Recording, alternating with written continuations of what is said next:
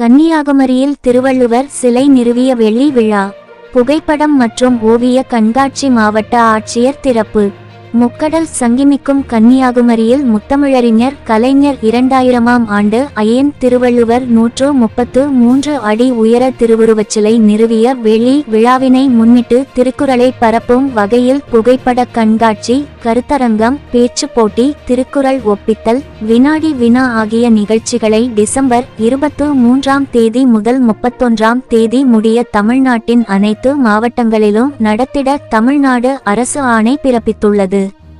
அதன்படி திருச்சிராப்பள்ளி மாவட்ட மைய நூலகத்தில் வாசகர் வட்டத்துடன் இணைந்து 23ஆம் தேதி முதல் 31ஆம் தேதி முடிய அனைத்து நிகழ்ச்சிகளும் சிறப்பாக நடத்திட ஏற்பாடு செய்யப்பட்டுள்ளன.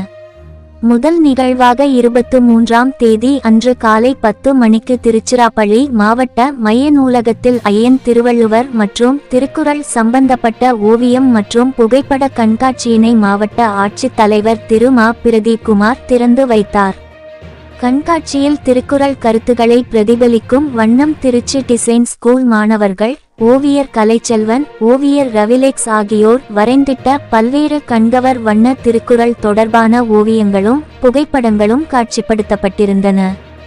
அகழ் அமைப்பு நிறுவனர் தமிழ்ச்செம்மல் வினோதினி திருக்குறளின் 133 அதிகாரங்களுக்கு 133 கதாசிரியர்களை கொண்டு எழுதப்பட்ட 1330 சிறுகதை தொகுப்புகள் அடங்கிய 7 அடி உயர திருக்குறள் தொகுப்பு நூல் சிறப்பாக காட்சிப்படுத்தப்பட்டு பார்வையாளர்கள் கவனத்தை கவர்ந்தது.